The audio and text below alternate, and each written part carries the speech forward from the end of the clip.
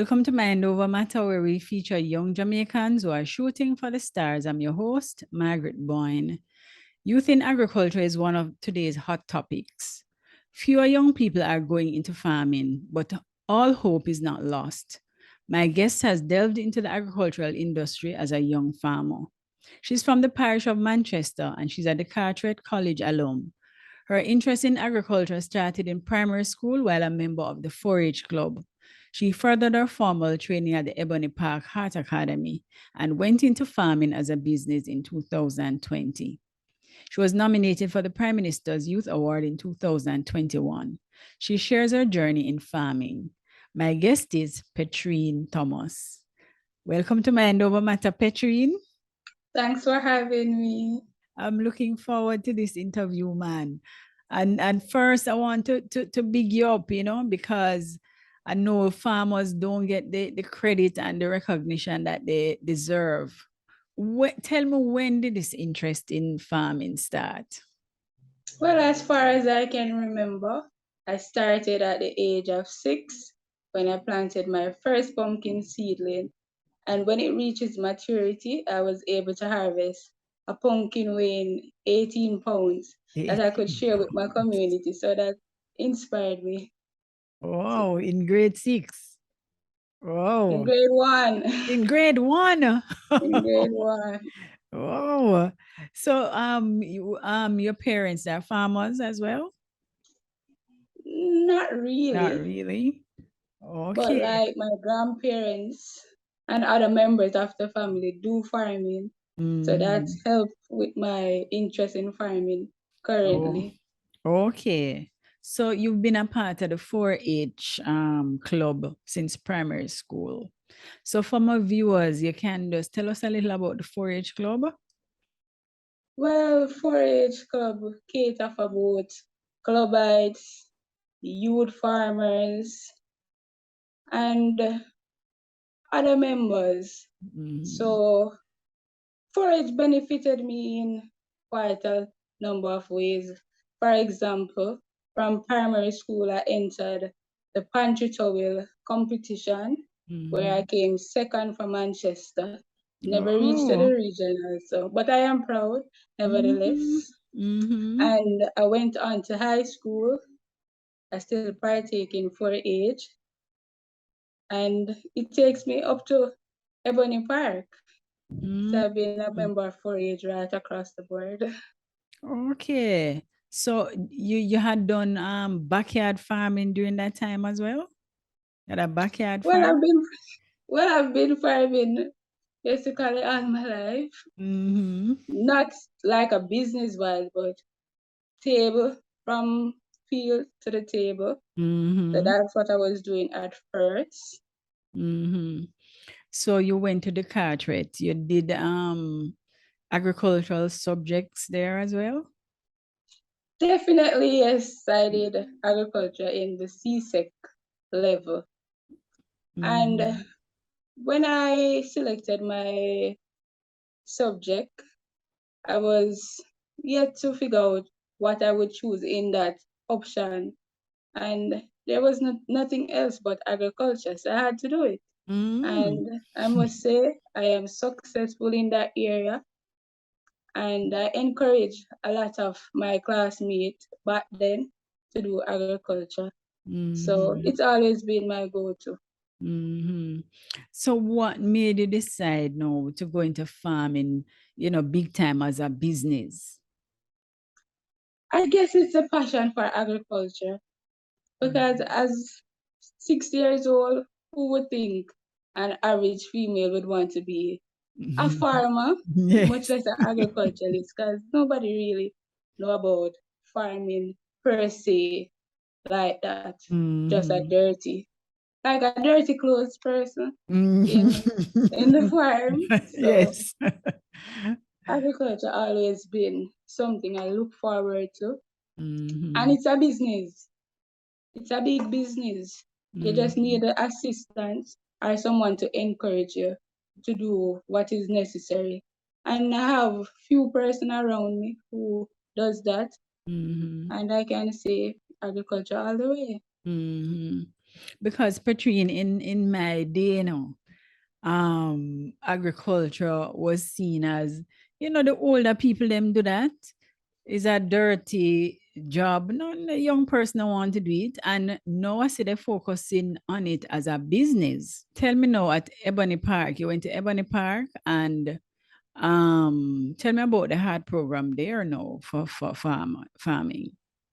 Well, Ebony Park doesn't just focus on agriculture on a whole. It do hospitalities, chef, and food and beverage. But for the agriculture part, it was a bittersweet moment because hard work, it takes a lot of hard work and dedication.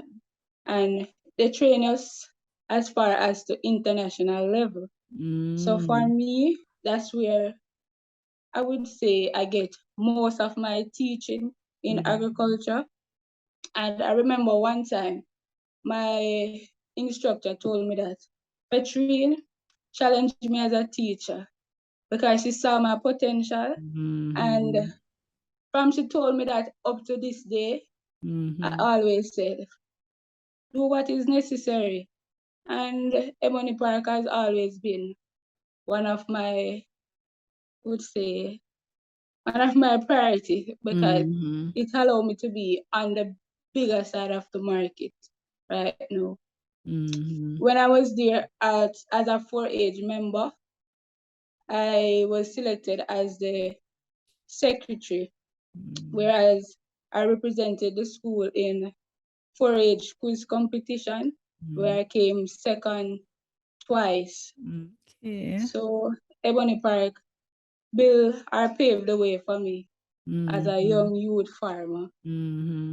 So what are some of the things that you learned, in terms of farming as a business? Well, they specialize in livestock rearing and crop production.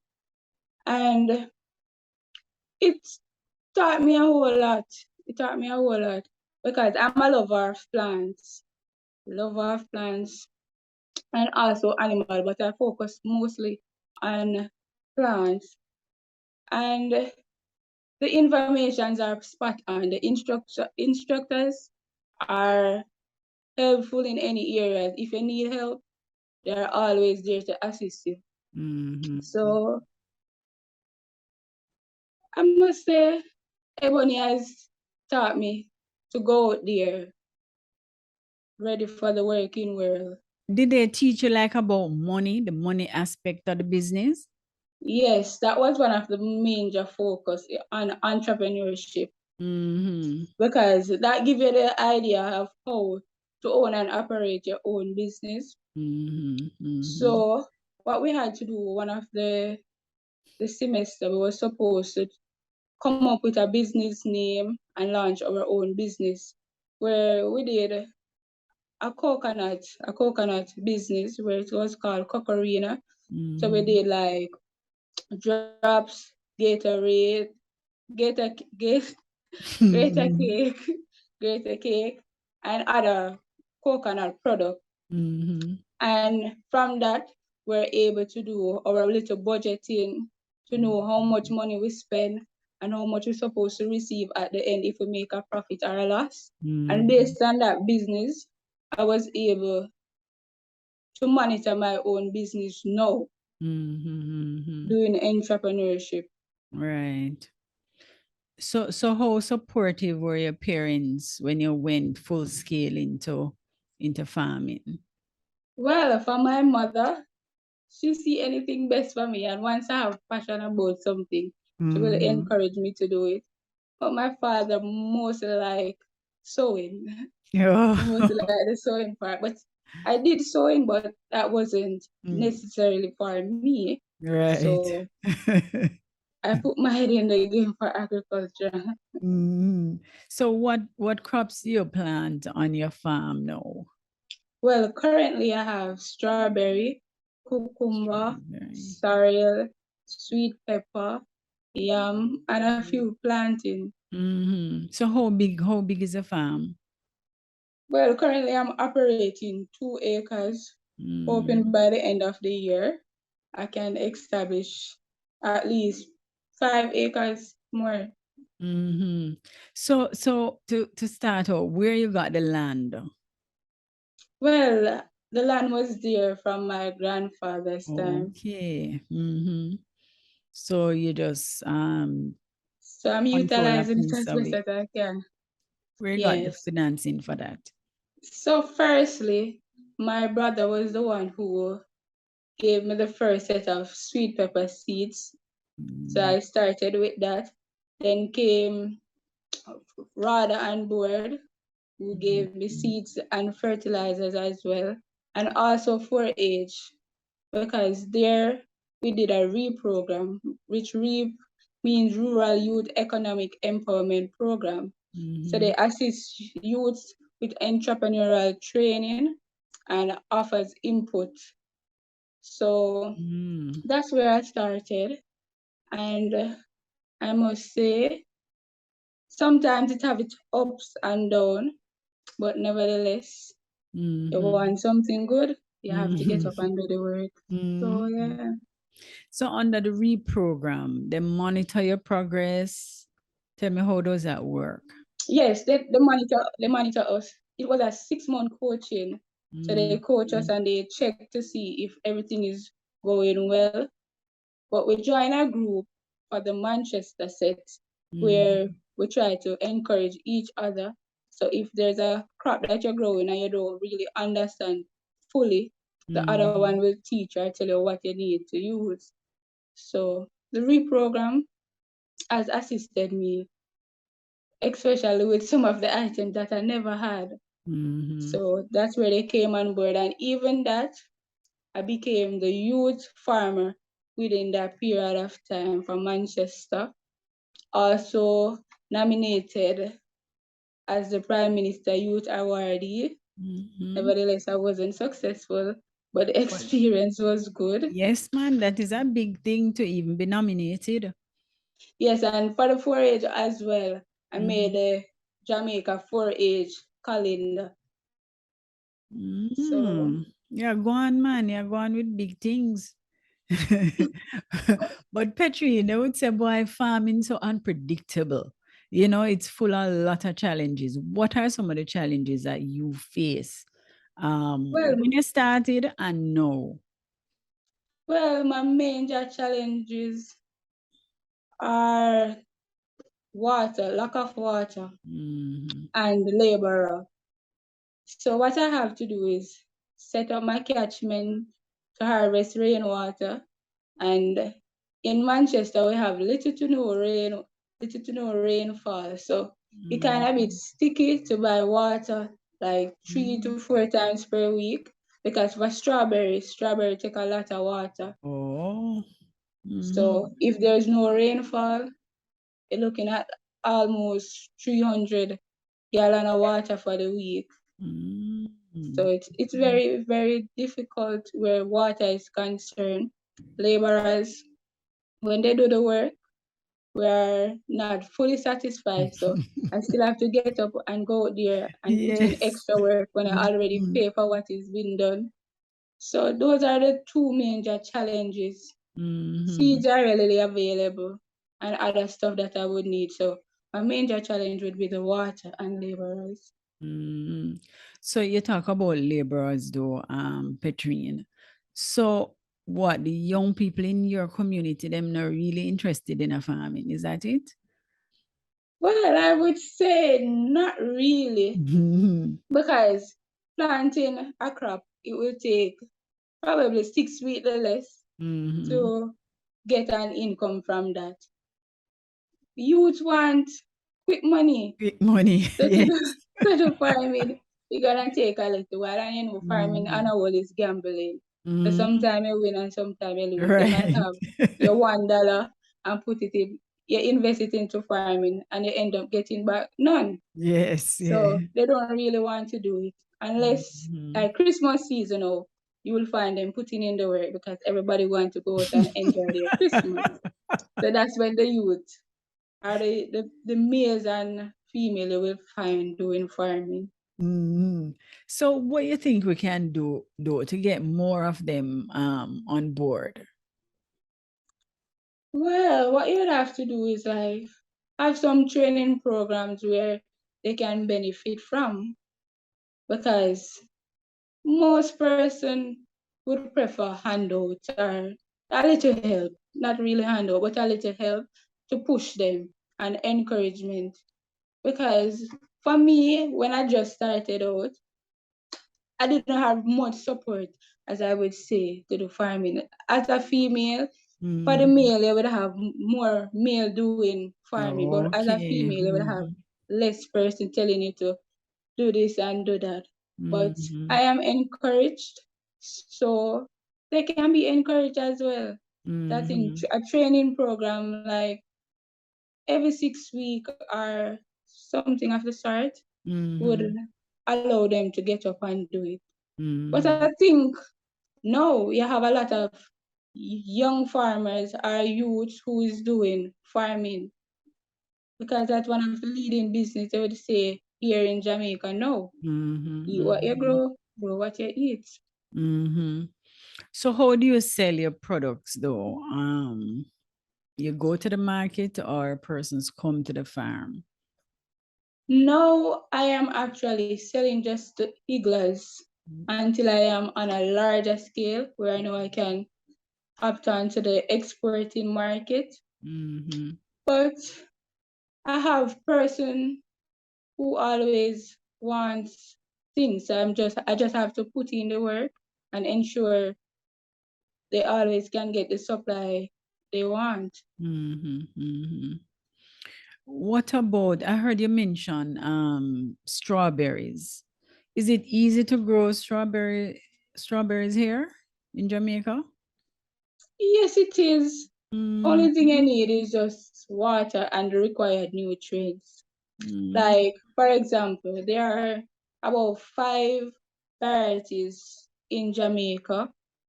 So, like the Florida 90, it can go through the harsh conditions. So, it doesn't require a lot of water and a lot of nutrients. But, like, for example, the Albion is one of the hybrid strawberry here that is high in demand. So, that requires a lot of care, adequate amount of water, and the required nutrients to produce a large quantity of fruit. So strawberries is a viable area then to go into. Yes, it is. So I've noticed that a lot of females are going into farming. So how do you feel to be in a male-dominated field? Tell me, them treat you good? I mean, I know. I must say, especially in my community, they are excited to see what I am doing. So I don't feel left out. I said it's really a male or a female type of thing. We all work together and just feel like one community, one union. So I don't feel left out. I don't feel left out. If I need help, they will try and assist me. You know, to see basically like a young female like me. I have older females who do farming, but like a 25-year-old female in my community, why not get up and go get an office job or something of the sort? So for me, I don't feel left out. It only made me more comfortable and want to be one of those leading female farmer in Manchester and in Jamaica. So yeah. Okay. So which community are you from in Manchester? I'm from Grovetown. Okay. And tell me, what are your plans going forward? What are your plans you have for your farm? Well, I must say, I want to own a few greenhouses because that's something I always want in agriculture. More convenient, more convenient, and it's a controlled environment. So when I would be out in the field where a lot of insects, might we have heavy rainfall in the greenhouse, I would be able to see what is happening and less insect. So I would try to mitigate all the problems that would arise. So a greenhouse is a must, and I also want to own a herbs and spice company where I can produce my little pimento seasoning, my pepper mash, sauce, and a lot of other stuff. Very good, very good. So, Petreine, before you go, I want you to talk to the youths, tell them why you think they should go into agriculture and give them a few tips, like if they want to actually start. All right. So I must say agriculture is one of those leading business in Jamaica right now, because most person leaving their jobs to do agriculture. Not saying just leaving their job, but some other person using agriculture as a revenue for themselves. So I would encourage the youths to come into agriculture, make use of the land. It doesn't have to have an acre of land to produce quality vegetables and fruits, because even a small square, they can benefit a whole lot from that. Because when I started, I just have, I would say, a small little backyard, and just to see it produce quite a lot. So they can start small. Most people start small. So I would encourage them to get up, training. 4-H have a lot of training program going on in all different areas, whether it be bee caring, aquaponics, crop production, livestock rearing. It's there. So if it's the training and the input they need, they can ask, because a lot of grants are offered out there to youth farmers or young people who want to start their business but doesn't have that financial help. So the entrepreneurial training come into place there. So it's not hard. Agriculture is not hard as how they make it seem. It doesn't have to go out there and dig soil and plant. No, we have hydroponics where grow them in Water. PVC pipes, PVC pipes. They would call it a soilless medium. So it's just water. You might add your nutrients, because every plant needs nutrients in order to produce a good yield. So if you want to do bee caring, still doesn't have to put your hand in the soil, because the only thing you want to know, they are getting enough pollen and nectar to produce their honey. So that's a simple little thing you can do. Rear your cattle, rear your calves, rear your pigs, your poultry birds. So agriculture is a way forward, and we're in a crisis. So why not grow? Grow so we can eat and provide food, not just for Jamaica, but internationally. We need foreign exchange. So by doing that, we can export our goods. There's a lot of marketing officers who are willing to assist. So once there is produce, there's always gonna be a market. So I encourage them to get up, ask for help, make use of the opportunity that presents itself, and I'm sure you will get a good business from that. I just want to thank you for being here, and I enjoyed this conversation. It was great having you. And I just want to wish you all the best. I know you're going to have your greenhouse, and know that. And I know I'm going to see you with your pepper products and all of that. So I'm going to wish you all the best when it comes to that. And more sales, more money, okay? Thank you very much for having me.